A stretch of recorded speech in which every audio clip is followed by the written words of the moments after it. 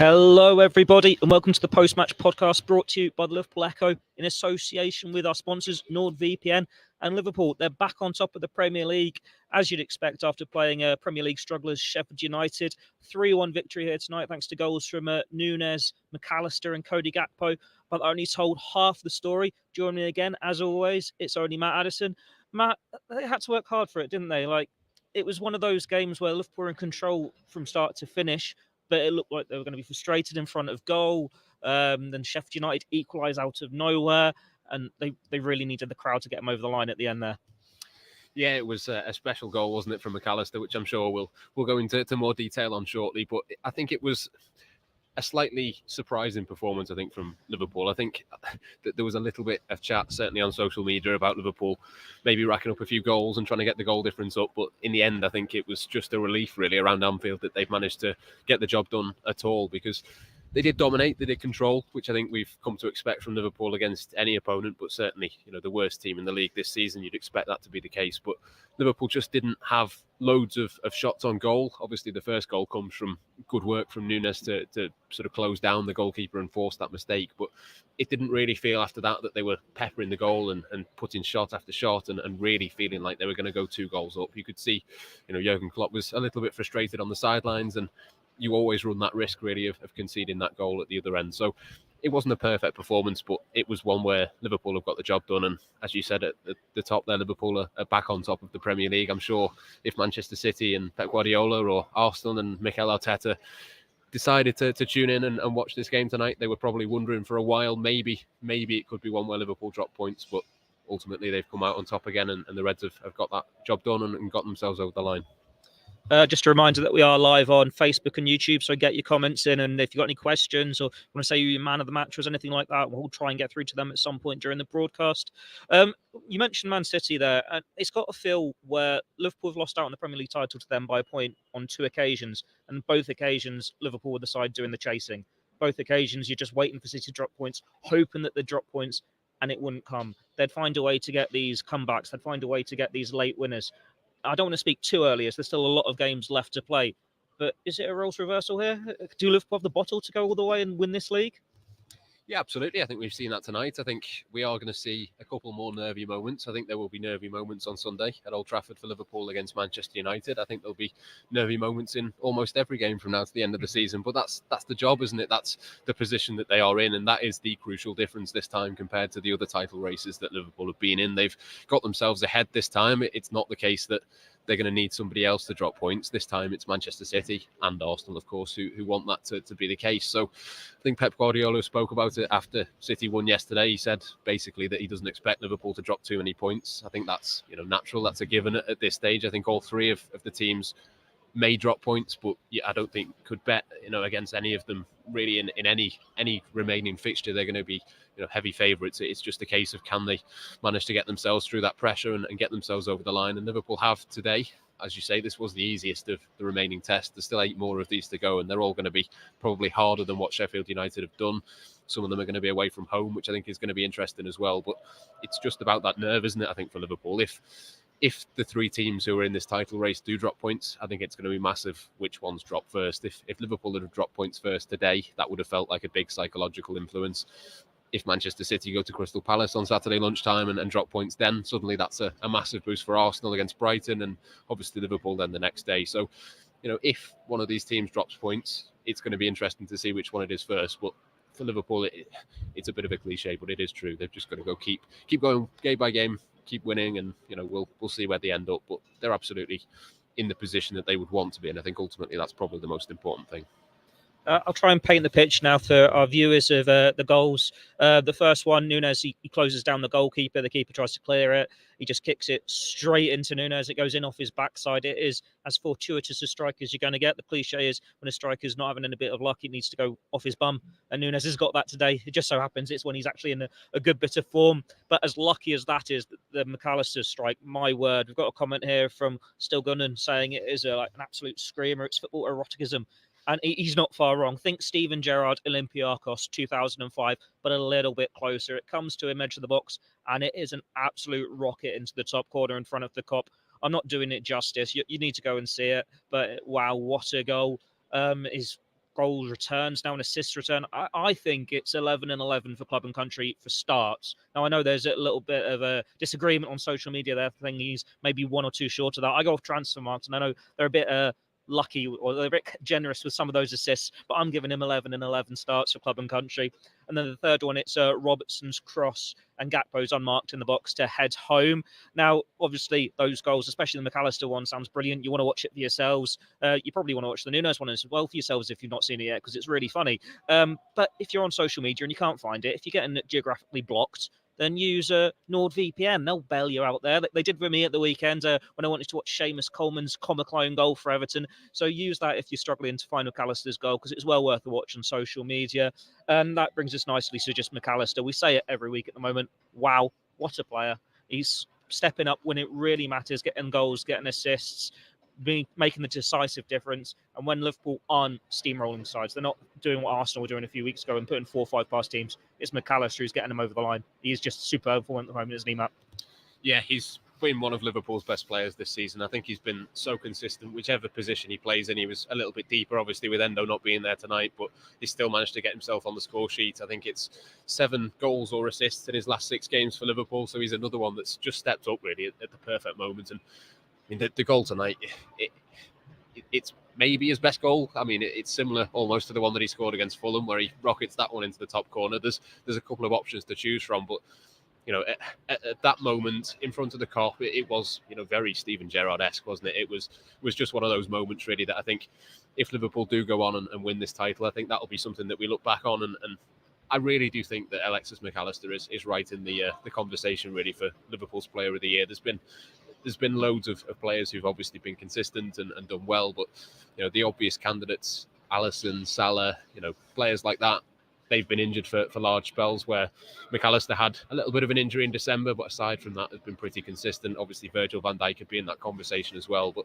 I don't know about you, but I genuinely think that Alexis McAllister's got, you know, not just a shout really for Liverpool's Player of the Season, but right up there in terms of the Premier League as well. I know obviously Phil Foden and various others will be in that conversation, but for me, he's performing at the peak of his powers now. I've been surprised how good he's been, but I think Liverpool probably knew that, and week by week we just see really how much of a bargain they really got. Yeah, with McAllister, we said it before, when Liverpool first signed him, they inadvertently had to play him as a number 6, and there were question marks about that. You know, why are you doing this? Why can't we just put Trent there or put someone else there, sign someone else? There was always that suspicion as well that Gravenberch might be signed to play as the number 6, and it didn't happen. But it wasn't until Man City away where McAllister made that position his own. You're like, wow, what a signing. There were still question marks about Endo at the time. But then Endo comes in and he's superb. And with them having international duty and both having a couple of injuries, it's taken it until, 8 weeks ago to finally get them both in the team together, to see one of them in their favourite position as a 6 and then McAllister unleashed as the number 8. And now it's working wonders for Liverpool. He's having such an impact in the attacking third. And think how many times over the last few years have fans complained that there isn't enough from the midfield. I can remember there was one press conference where Jurgen Klopp joked that the one criticism you'd had of my team in the past is the midfield don't score goals. You can't say that anymore. And it's just becoming more and more right as the season goes on, with them really stepping up. And he's just getting better and better. You run out of superlatives. Like Phil Foden's probably had a more consistent campaign, but he's just doing what he's always done. Whereas McAllister, he's come to a new club, hasn't he? He's stepped up. He's done it in 2 positions now. He's a World Cup winner. I think it will come down to who wins the Premier League title. And because it's coming down to the final day of the season, as it stands, he's probably not going to win the players one, is he? The players will probably vote for Phil Foden. They're getting the votes early. But maybe when it comes to, I don't know, the journalists one, maybe McAllister gets that late shout. Now, we have got a couple of shout-outs that people want. So, hi, Shane from Ireland. I know you're a regular viewer, aren't you, Shane? So, thanks for tuning in again. And hi, Raymond from Uganda. That's a big difference there in location. Tell us where you're tuning in from. Hopefully, the time difference isn't too bad in Uganda. I can't say I'm on top of that. Hopefully, it's not too late for you, Raymond. We have got one comment on the substitutions saying they work wonders again. That is basically setting the next point of our agenda, because as much as McAllister was brilliant, it is the substitutions that have got the third goal for Liverpool and wrapped up the victory when it could have been a little bit nervy. The Andy Robertson cross, and it is Gakpo who heads it home. But they're not the only ones who deserve credit. I think Curtis Jones came on and he made a real difference. Harvey Elliott as well. We seem to be saying this again, time and time again, week after week this season. how much the substitutions make a difference to Liverpool, how impressive the squad depth is, and the fact that it's come in the face of so many injuries, it makes it even more impressive. Yeah, and I think Cody Gakpo was probably one of the more impressive of the substitutions. I think Curtis Jones was as well. He looked very sharp, but I think when you consider the form that Gakpo's been in, he's struggled a little bit at times. It's obviously a very short sample size. He wasn't on the pitch for a huge amount of time, but he's got his goal. There was a little dribble where he looked a little bit sharper than what he has in recent times. So I think that can only be a good thing. I think it's only natural that it would be playing on his mind. He'll want to make as big an impact as he can. Liverpool hopefully will have Diogo Jota back within the next couple of weeks as well. So it's just all positive, isn't it, really? You'd look at the bench today, there's a few more recognisable names. I mean, there's still 2 left-backs on there, which probably isn't the best balance in terms of that sort of thing. But I think generally it's starting to look a little bit better in terms of that injury situation. There's still, a number of players who are out. I mentioned Endo before. I think, he will obviously play a huge part before the end of the season. There's others as well that need to come back still. But I think you suddenly start to look at that Liverpool squad now, and there's, at the right time, maybe a little bit of good fortune coming their way as well. And I think City and Arsenal have got very few injuries. That could be something when you think of how tight the margins are going to be. It could be the case that Diogo Jota comes back and scores a winner for Liverpool, or whoever it is that steps up at the right time. They've clearly got the squad to go all the way from this position, but I think it can only be a real positive really for Liverpool that they've managed to get themselves a couple of key boosts really at just the perfect time. Do a few more shout outs whilst they're coming up on the screen. Got John Paul from Mauritius. He tells us it's nearly 1 a.m. there. Sorry, what, 5 to 10 here in the UK. 1 a.m. Yeah, you really are dedicated, aren't you? Watching us two at that time in the morning. Go to bed, mate. Celebrate the win. You don't need to be staying up late on our account. Got a couple from Zimbabwe, from Zambia. Yeah, I'm sure you're all on a high after another marvellous Liverpool victory. Harvey Elliott is here. I think I've already put this one up on screen, but I'll put it up again. He's got some praise after coming off the bench. It's his 21st birthday today, though not in Mauritius. His 21st birthday was yesterday now. But over here in the UK, it is today. He is the birthday boy. You can probably feel a little aggrieved not to have started this one with its Gravenberch, who's got on the night ahead of him. But he put in another lively cameo. He's just so energetic. He's got a real eye for a pass at the moment. And he said it himself, I think, last week. You forget how young he is. He forgets how young he is because he's been part of this first team squad for so long. But he's the same age as Quansah. He's the same age at Bradley. And he's still one of the more experienced players in this squad. Whoever is the Liverpool manager after Jurgen Klopp, he's going to play a massive part in this side.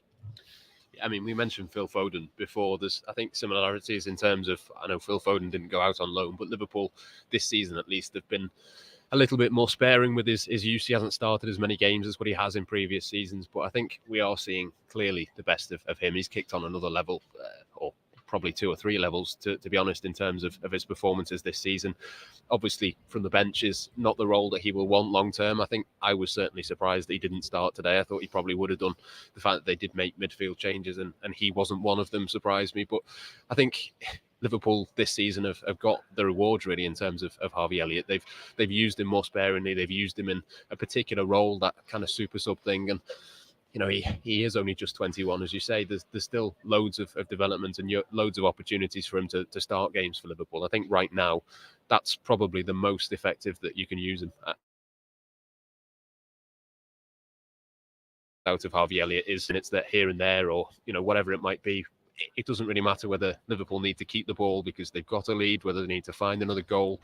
He's just the perfect option really to throw on. He's such an intelligent footballer, technically very, very good, but I think you can tell sometimes with certain players that they're just so intelligent that they clearly watch the game when they're on the sidelines. He's clearly very, very focused until he comes onto the pitch. And as soon as he does, he knows exactly where to be, exactly where the spaces are and what he needs to do. And, obviously has the ability as well to be able to execute that. So he was very impressive again. I think... for Liverpool to have Jones, Elliott and Gakpo to come off the bench, I think that, again, speaks to the strength of the squad. And if you're Sheffield United, you've managed to get so far through the game at 1-1, and then you look to the sidelines and those 3 are coming on. So even though Mohamed Salah came off, which another surprise really in terms of that, you can see why Liverpool and Jurgen Klopp had that trust in the players that they had on the sidelines. I will touch on Salah in a bit, but Scott's asked us if we can touch on Conor Bradley first. He's unlucky with the own goal. It's a cross to the far post, isn't it? Then knocked down the header and it goes through his legs and it squirms through Kelleher's legs. Apart from that, he didn't really put a foot wrong. I thought it was a mature performance from him again. He gets forward really well. He's attacking even more when Liverpool are going in search of the second goal. But then as soon as they get the second goal, it's right, let's defend this. Let's see this out. It's only when they got the third, he ventures forward a little bit more. There's a few really dangerous crosses in the first half, a couple a bit wilder as well. That's not a deliberate pun, by the way. But he's always going to be a little bit inconsistent as a young player. But he's another one who is just stepping up when Liverpool need them. And when you've got Trent back in, next week after, it'll be interesting to see what Jurgen Klopp does with those two, see where they both play, if one of them starts, or if it's find a way to get them both in the team. But what have you made of Bradley's form in the side recently? He was unlucky with the own goal, wasn't he? But apart from that, you can't really fault him. Yeah, I think it was a good performance. Again, there was a couple of moments where he just seems to know where to put his body at the right time. He's not the most physical. He's not the most, tall of players. But I think there was one on Ollie McBurney when he came on. I think there might have been one in the first half on Brereton Diaz where he just sort of steps across, eases them out of the way, plays the ball. And obviously when he's got the ball, he's so composed as well. So I think it was another impressive performance really from him. He's clearly at the level that Liverpool need. He's clearly an option. It will be interesting to see what they do when Trent's back. You'd expect that Trent will come straight back into the team, but I don't think it's necessarily one where, in the past Liverpool might have had a player like Trent and needed to rush him back in because they didn't have a great deal else to choose from. I think, when Trent does come back, it might be a 45 minutes here, maybe an hour there. You can really rotate. The 5 subs plays into that as well. Liverpool can be really, really careful with him. There's no need to take any risks because they've got a player who, isn't as good as Trent, but he's not a million miles away, and he's clearly been able to do the job over the last few weeks. We'll go on to Salah now, and we'll throw Gravenberch in there as well. I think they were substituted just before the hour mark, wasn't it?